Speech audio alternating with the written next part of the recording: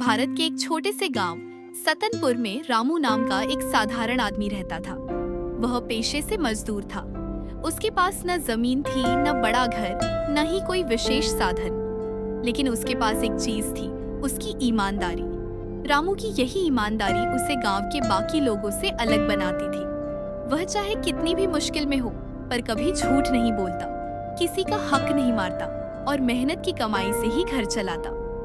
सतनपुर गांव हरे भरे खेतों और आम के बगीचों से घिरा हुआ था।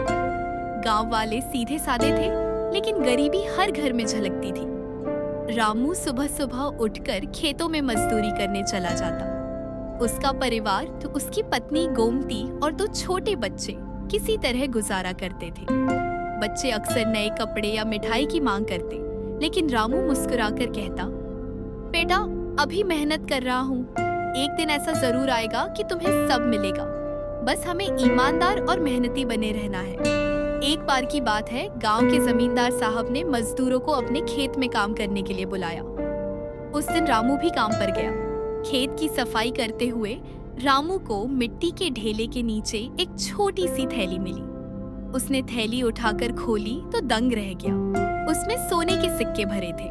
उसके मन में एक पल को विचार आया, अगर मैं ये सिक्के रख लूं तो मेरे बच्चों की जिंदगी बदल जाएगी, भूख और गरीबी से छुटकारा मिल जाएगा।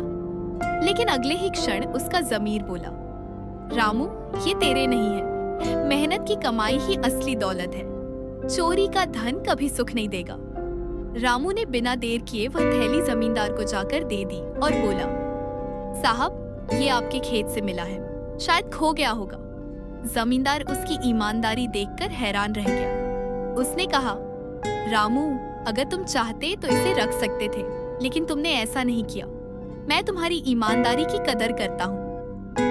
उसने उसे इनाम में कुछ पैसे दिए, लेकिन रामू ने मुस्कुराते हुए कहा, साहब मेरा इनाम तो मेरी आत्मा की शांति है, पैसे तो आप ही रख लीजिए।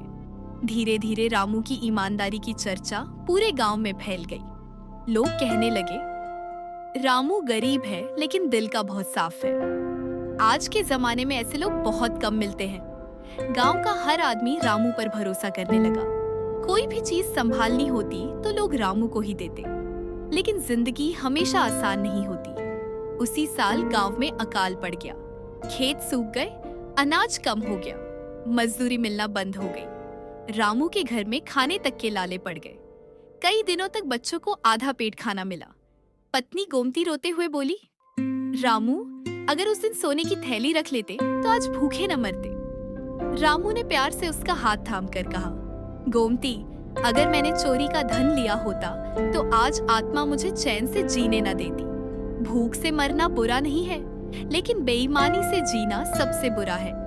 एक दिन गांव में खबर फैली कि शहर से एक बहुत बड़े व्यापारी विजय सेठ गांव में आ रहे हैं। वे यहाँ एक गोदाम खोलने वाले थे और उन्हें भरोसेमंद आदमी की तलाश थी जो उनकी गिनती बही संभाले। गांव वाले तुरंत बोले, सेठ जी अगर किसी पर भरोसा करना है तो वह सिर्फ रामू है। उसकी ईमानदारी पर पूरा गांव गवाही देगा। विजय सेठ ने रामू को बुलाया और कहा, मैंने तुम्हारी ईमानदारी की बहुत बातें सुनी हैं। अगर तुम चाहो तो मेरी दुकान और गोदाम की जिम्मेदारी संभालो।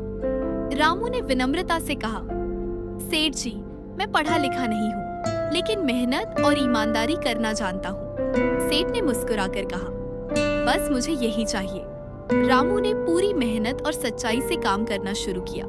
वह हर हिसाब साफ साफ रखता, ग्राहकों के साथ कभी धोखा नहीं करता। धीरे धीरे सेठ जी का व्यापार बहुत बढ़ गया। एक दिन सेठ जी ने रामू से कहा, रामू अगर मेरी दुकान चल रही है तो उसमें तुम्हारी ईमानदारी का सबसे बड़ा हाथ है।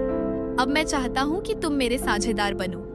यह सुनकर रामू की आंखों में आंसू आ गए। अब रामू के दिन बदल गए। उसका छोटा सा घर पक्का मकान बन गया। बच्चों को अच्छे स्कूल में पढ़ाई मिली। गोमती को भी गर्व था कि उसका पति आज गांव के लिए मिसाल बन चुका है। गांव के लोग जब भी अपने बच्चों को ईमानदारी का महत्व समझाते तो कहते, देखो बेटा ईमानदारी का फल क्या होता है, जैसे रामू को मिला। सीख रामू की पूरी जिंदगी एक सच्चाई साबित कर गई। ईमानदारी भले ही पहले कठिनाई दे, लेकिन अंत में वही सबसे बड़ी दौलत बनती है।